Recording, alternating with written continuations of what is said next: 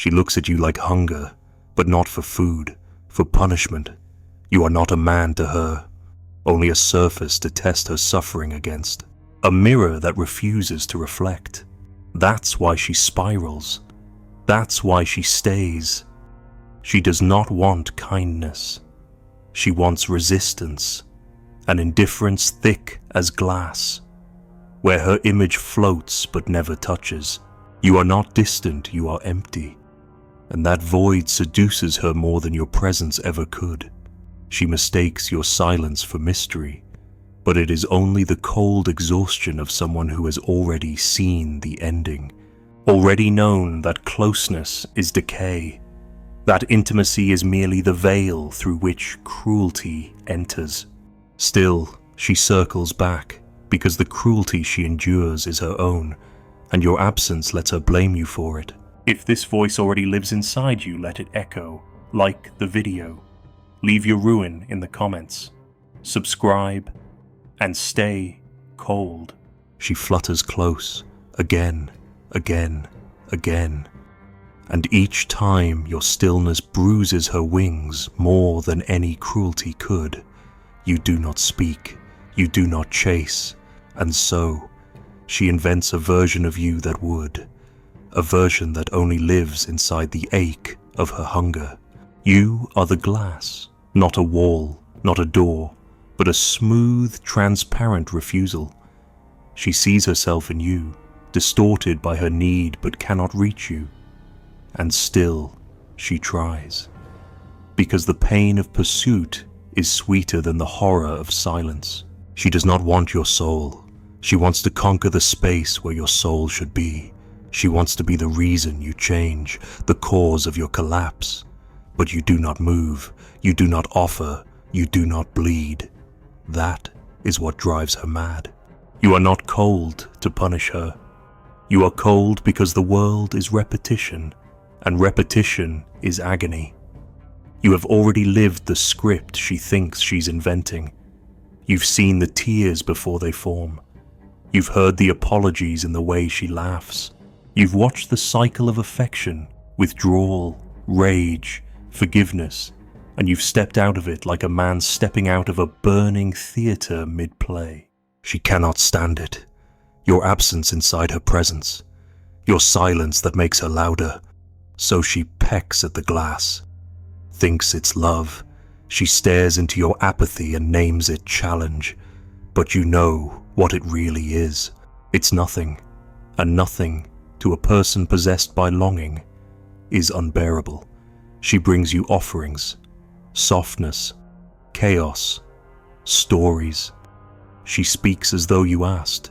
She dresses as though you watched. But she never notices that your eyes are not mirrors. They are windows into a house that's already empty. And in that emptiness, she sees only herself. This is the secret. Her obsession has nothing to do with you. You are only the stage upon which she performs her private tragedy, a tragedy that predates you, a hunger that had no origin. You merely gave it a surface, a shape, because you gave it no response. That is why she starves. Not because you withheld affection, but because you gave her nothing to react to, no shape to fight, no warmth to bargain with. She cannot seduce you because your flesh is not moved by need. She cannot hurt you because you are already immune. That is your power, not presence, not masculinity, not charm, but the heavy existential fact that you simply do not need her, that your indifference is not theatrical, not strategic, but fundamental. You did not create this hunger in her, you simply refused to feed it, and in refusing, you became her mirror, a mirror that did not flatter, did not lie, did not blink. She is drawn to you not because you are cruel, but because you are absent, and in your absence, her delusions bloom unchecked. She calls your silence mystery, but it is only fatigue, and fatigue cannot be loved. You know she will try harder, that she will cry without knowing why, that she will convince herself you're afraid of love, wounded by the past, emotionally unavailable anything but the truth. The truth is worse. You are simply not interested. You do not play the game, not because you don't understand it, but because you know how it ends. She kisses with performance. You breathe with detachment. She waits for your chase. You watch her pacing like a silent god, tired of watching mortals beg for storms. And yet she keeps coming back, because she needs a reason to hurt.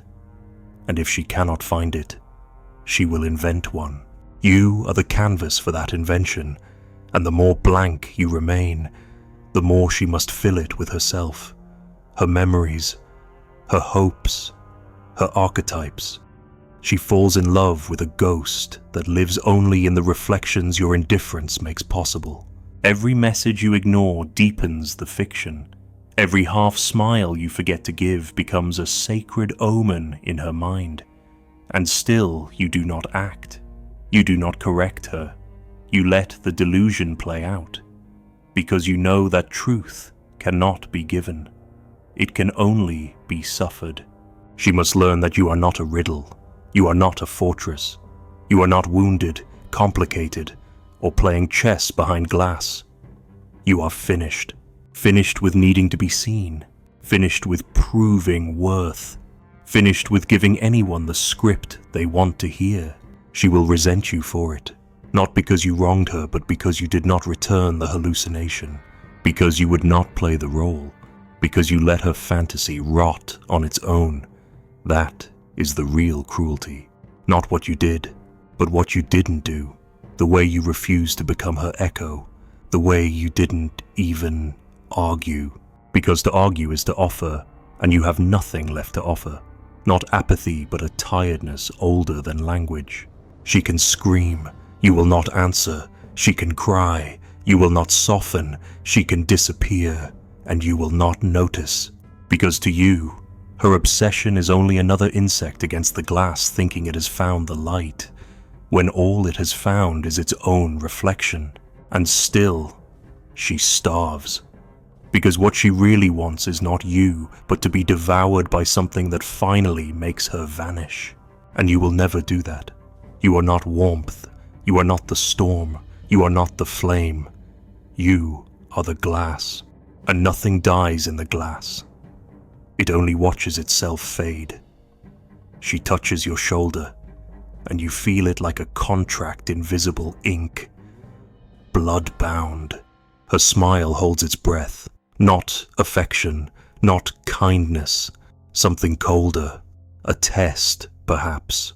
An offering tied to an invoice, because every soft word has a hook beneath it. And she is already keeping score. She says you are hard to read, but you know the truth. She is furious that you are not moved. She gives not to love, but to gain ground. Each compliment is a rope thrown toward a fortress she cannot enter. And when you do not pull her in, she paints herself as victim of the very generosity she wielded like a blade. This is how affection becomes a weapon, not because it wounds directly, but because it expects, it demands, and then it mourns when its expectations collapse. She doesn't want to love you. She wants to soften you, melt the cold edge that refuses to react. Not to care for you, but to bend you, to prove she is strong enough to provoke warmth from marble. That is her version of intimacy domination in disguise. Even her kindness is predatory. She watches your face for cracks, waits for signs of gratitude, a thank you, a compliment returned. And when it doesn't come, her voice trembles with injured pride. Not pain pride, because she believes her affection is currency, and your refusal to spend it is theft. She cannot understand your silence. To her, silence is war, a rejection, a strategy. But your silence is older than her, older than all of them. It is not targeted. It is your nature, the void beneath even your own desires. But she does not believe in a man who does not want. She needs to believe you're resisting, that somewhere under the indifference is a boy with bruised hands and a locked heart, begging to be unlocked. So she plays the role of the key. She studies your habits, mimics your humor, mentions the books she never read. And when you do not reward it, her voice goes sharp. She says you're impossible, emotionally unavailable, cold, as though those words will thaw you. She cannot understand that indifference is not a choice, it is freedom, the terrible, irreversible kind. You have seen what love becomes when time rots it. You have watched devotion decay into blame, passion turn to proof. You have heard I love you mutate into you owe me, and you are done owing. So she turns affection into a bargain, not with terms spoken but with glances, touches, patience. She waits, endlessly, but the waiting itself is leverage. Look what I gave. Look how long I stayed. You were supposed to break, but you do not break. You listen, yes, you nod. You let her explain her past, the betrayals, the mother wound, the therapists, the patterns, but you offer no rope, no rescue, just stillness. And this enrages her, because her story is not meant to be heard, it is meant to bind. She weeps not to release grief, but to forge guilt. And when guilt fails, she will rage. She will tell you you're cruel, that you lead her on, that your silence is manipulation. She will accuse you of the very game she plays because her affection was a performance, and yours was absence. But she forgets only those who give freely are truly generous. And nothing she gave was free. Even the sex had calculation. The sighs, the pauses, the practiced chaos, all of it designed to make you need her. Not because she wanted to give pleasure, but because she wanted to trap you in the act of receiving. You did not fall, so now her body is a wound, a ledger of unpaid debts. She names your restraint cruelty because it reveals the truth she was never giving. She was betting, and you never placed a wager. This she cannot accept, because it would mean her affection was hollow, that her gifts were tools, that love, to her, is a transaction disguised as devotion, and you refuse the deal. Now, she must grieve a fantasy, not of you, but of the story in which she is the redeemer, and you the ice that finally melted. She needed you to be fixable. She needed your silence to be pain, because if you are simply content without her, then her affection holds no power. She will scream at that, not with voice, but with gestures, sudden disappearances, cold silences, carefully timed returns. Each one a test, each one a trap, and when you do not chase, she accuses you of heartlessness, but she misunderstands what a heart is. To her, a heart is a lever, a machine that reacts, a thing that softens under touch. But your heart is no longer soft. It is not wounded. It is not armored. It is simply unreachable, not because it is locked, but because there is nothing left to reach. She will call this tragic. She will say you must have been hurt, that someone once froze you, and she is the one to unfreeze you. But she is not rescuing you. She is restoring her illusion, the belief that affection can conquer detachment, that love, if wielded hard enough, will undo entropy. But entropy does not care. You did not choose indifference. You were shaped by reality, a reality that showed you how often affection was a mask, a bribe, a leash. How often I love you meant change for me. How often warmth concealed control. Now, you are ungovernable, and she wants to govern, not to own your soul, but to win the game, to prove that her love was powerful enough to pull a ghost from the abyss. But you are not a ghost. You are a wall that cannot be breached, a flame that cannot be lit, a silence that does not need to be broken. That is why she will resent you most when she says I love you and you say nothing, because she is not confessing, she is casting a spell, and you are immune. The moment she believes you are hers, she begins to withdraw, not consciously, not with malice, but like a flower that folds in on itself once it senses there is no more sun to chase. It is not love she ever wanted, not really. It was the pursuit, the distance, the resistance that gave her shape. Now you are still. Now you have stayed. Now you have looked her in the eyes without flinching, without fleeing, without playing. And something in her goes quiet, not peaceful, empty, because what drives her is not affection, but the thrill of uncertainty. Certainty disgusts her. Certainty means the illusion is over, that you are not the mystery she projected, not the wound she could heal, not the cold she could thaw. You are just a man, still, present, unmoved. Now that she has you, she cannot want you, because the wanting was never about you. It was about the mirror she built in your absence, a mirror polished with rejection, lit by your coldness, fed by your refusal. She mistook it for love, but it was always hunger, and hunger dies in the presence of food. You gave her nothing, and she called it depth. You spoke little, and she called it gravity. You turned away, and she named it charm. But now you stay. Now you answer. Now you lean in. And the illusion shatters like porcelain dropped in an empty room. She looks at you and feels nothing, and that nothing, too, she will blame on you. She will say you changed, that you became boring, different, cold in a new way. But it is not you who changed. It is the story she can no longer tell herself. The stage is too well lit now, the mystery too mundane. The unknown has become predictable, and the performance collapses when the script is finished. She may still touch you, she may still smile, but you will feel the absence behind it, not cruelty, but fatigue. The kind of fatigue that follows the climax of a story she didn't know how to end. This is where desire always dies, not in betrayal, not in distance, but in possession.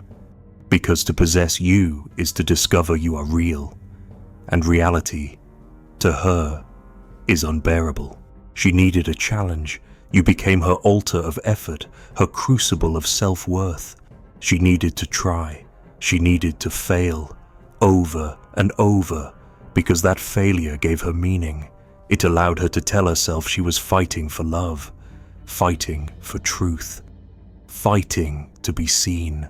But once she is seen, she becomes invisible to herself. That is why she begins to provoke you, to test you, to create distance again, hoping the cycle will reset. She sends delayed replies, mentions other men, laughs at silence, where once she asked questions. She wants the tension back, the unknown, the sting. But you don't react, because you knew this would happen. You knew the moment she believed she held your heart, her own would loosen in her chest, that her love was wired not to nurture, but to conquer, and conquest cannot love what it owns. So she begins to resent you for the ease you gave her. You should have stayed distant, she thinks. You should have remained unreachable, so she could remain in love.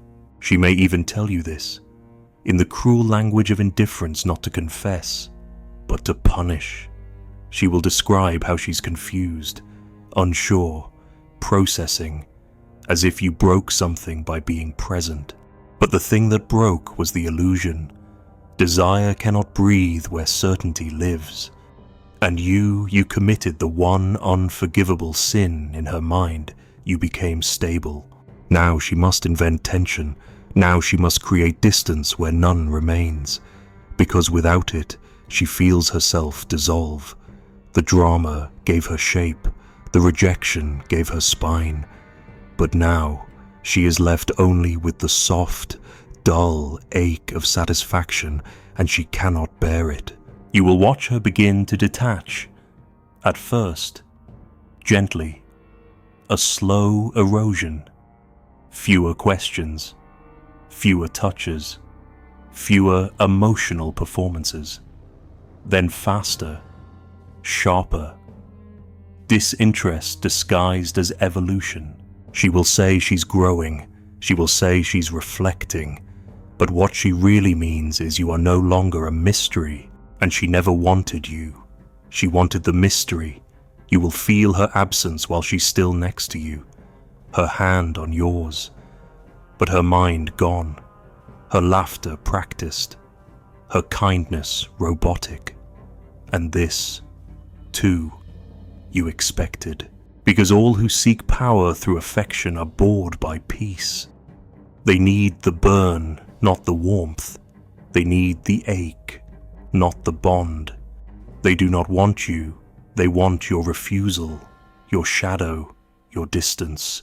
Now that you are here, whole, breathing, open, she is lost. You watch her invent faults in you, the way you speak, the way you move, the way you don't change fast enough, the way you're too consistent. She chips away at what once enchanted her, not because it changed, but because it remained. Her love was only ever a projection, and now the screen is gone. She may leave you with a story, a neat explanation, something about growth, or timing, or needing space, but it will be a lie, she tells herself, because the truth is crueler. She is done wanting you because you let her have you. And in this, she proves your coldest suspicion that much of what is called love is merely the desire to possess the impossible. And once the impossible becomes real, desire flees. You do not mourn her loss, not because you do not feel, but because you knew her love was never about you. It was about the chase, the mirror, the war. Now there is no war, just silence. And in that silence, you return to yourself, not because you won, but because there was nothing to win. You were not a flame to be fed. You were the ash after the fire, and now she seeks another match. Let her go. Let her hunger for shadows again. Let her play the game with someone who hasn't yet learned the ending. You are not angry. You are not bitter. You are free, because you did not build a self from being desired, and she did. That is why she fades. Not because you left, but because you stayed. And in staying, you took the hunger away. She stands at your doorway one last time, holding a coat that isn't yours, a memory that never happened. Her eyes scan your face like a map she once traced in the dark, now rendered featureless by the light. You say nothing, she nods, pretending it's mutual, but you see the flicker not of love, not of pain, but of confusion, as if the wound was supposed to bleed longer, as if the silence should have cracked. She turns away before she forgets why she came. Her footsteps sound like pages tearing from a book that was never finished. And behind her, you do not close the door. You do not move at all. The glass remains, and on its surface, a faint outline of wings fluttering against nothing.